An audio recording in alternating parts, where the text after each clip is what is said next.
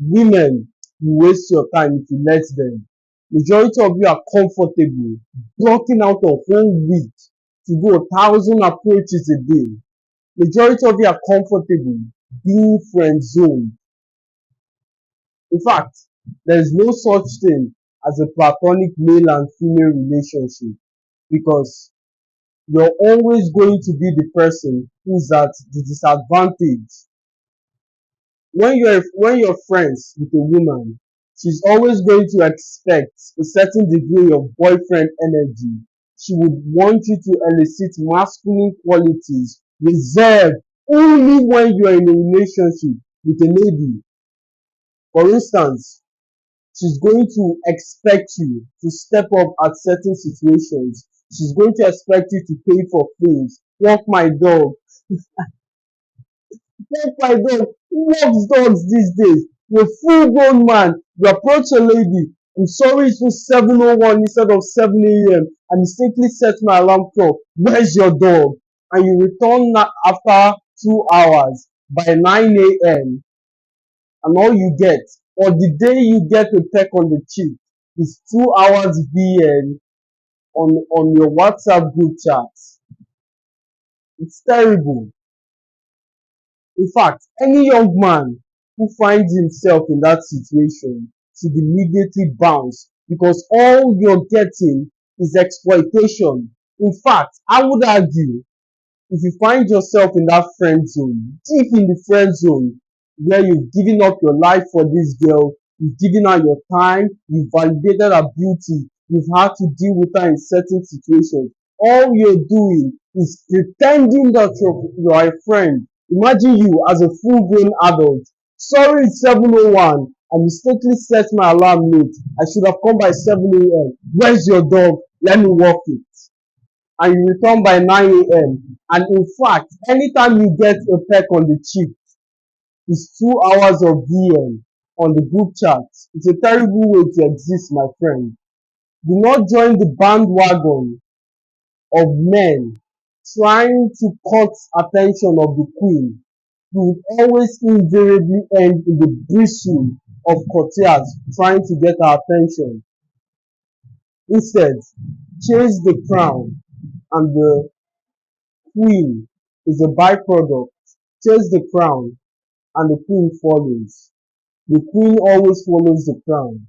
Majority of you have no idea that women are a byproduct of certain things. Women are a byproduct of difficult tasks and responsibilities. The reason why you're not getting women is not necessarily because of your body size, it's not necessarily because of the amount in your account. In fact, that might play a role, but all of those cases I mentioned are a byproduct of either the responsibility you've undertook or the ones you've ignored. If you look at your bank account, if you look at your physique, if you look at your communication style, it's a direct reflection of the amount of effort injected in those unique areas. The fact that you found yourself in this situation is clear evidence that you have your priorities in the wrong place. You have your priorities wrong. You should be focusing on leveling up, and as I initially stated, women are a residual value of the amount of problems you undertake. It's like I'm a drunkard, I want to stop drinking, but I work at a bar. What are the chances of you beating that addiction? They are very slim because the environment does not encourage that resolution. If I want to quit, I also have to quit my job or at least stop working at a place that stimulates the appetite for that addiction. The point I'm trying to make is there are certain things that cause and effect, yin and yang, responsibility equates reward. In fact, I'm not trying to reduce all of life's problem down to money. That's not what I'm trying to say. But going after the bag, there are so many struggles and hurdles you have to jump that would make you a better person. Sometimes the goal is not the actual outcome or desire. The goal is who you become in the process.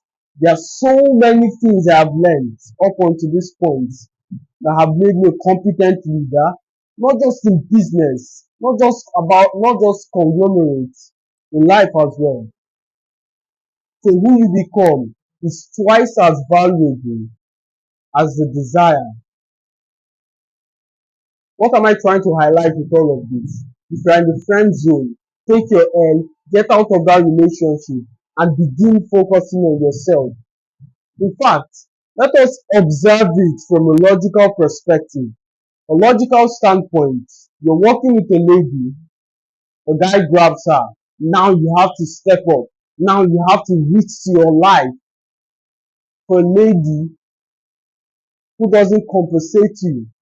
In fact, I would argue that there's no amount of benefits you derive from that relationship that is equivalent to your life, except you don't value yourself, except you're stuck up or you or she's recommended so many feminine movies that you believe in, dying for your love.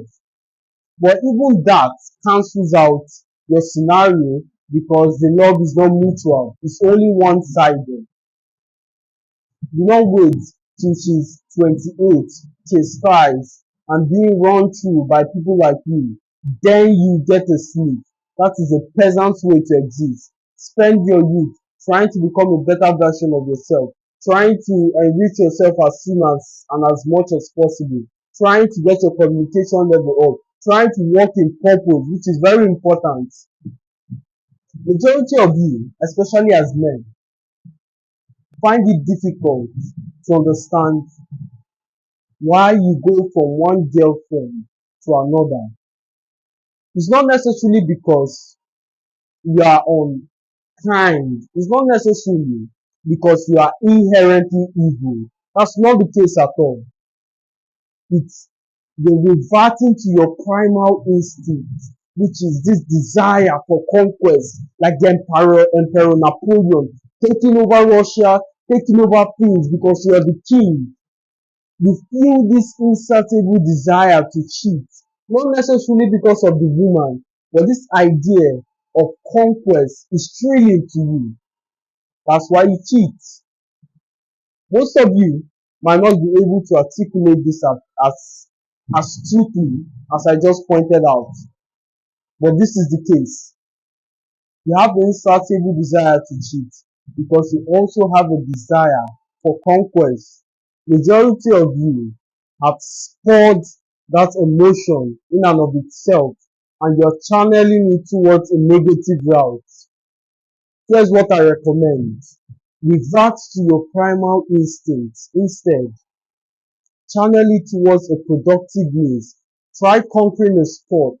Try conquering the financial domain. Try doing something that you enjoy doing.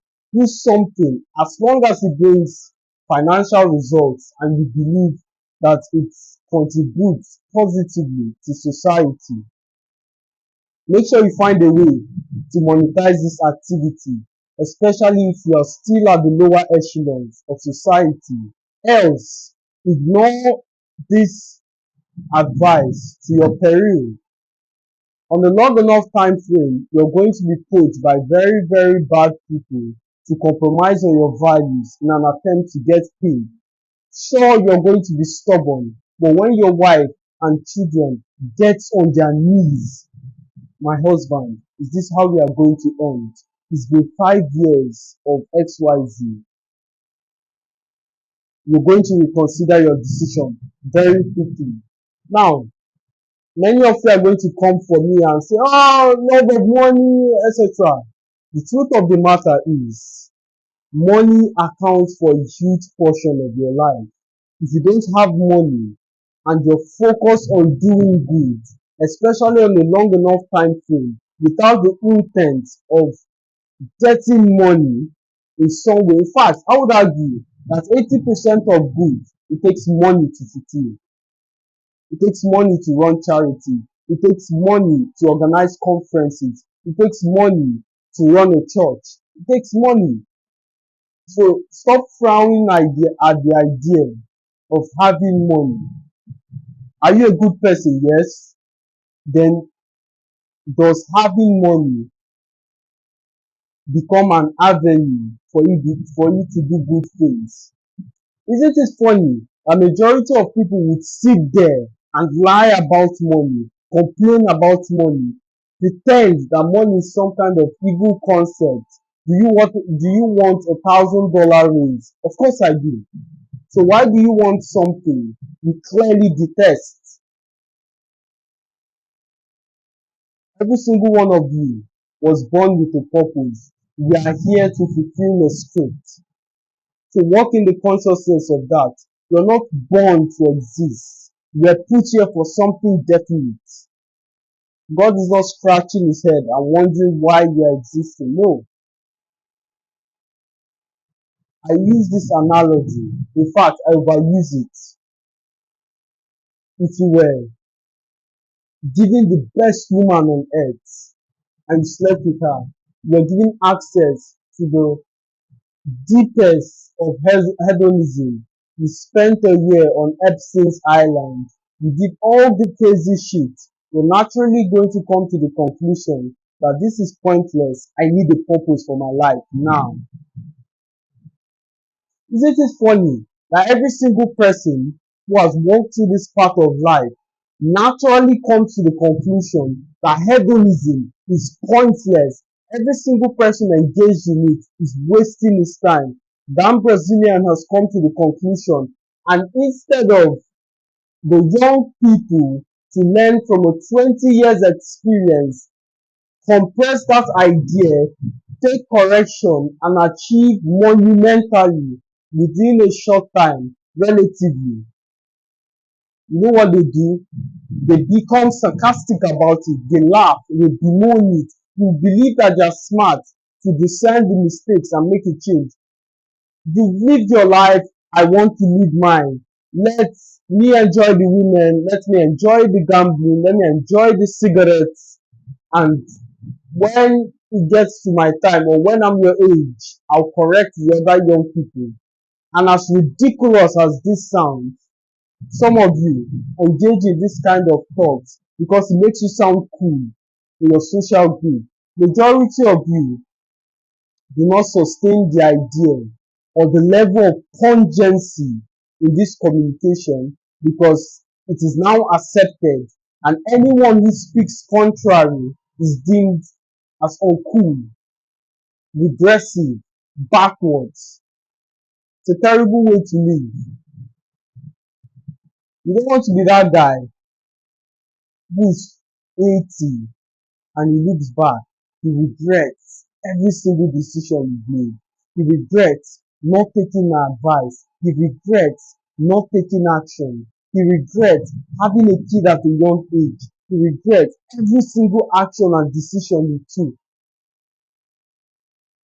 But unfortunately, time has gone. You either live with the pain of discipline or the pain of regret. If you're going to suffer either ways, you might as well choose the one which is most optimal for your existence. Your choices are really, really important. Your choices determine the outcome of your life. And I've done extensive teachings on this wise. So I'll link it at the end of this video so you can get access. And as always, my friends, because of time, it's a pleasure speaking to you. And I'll see you in the next one.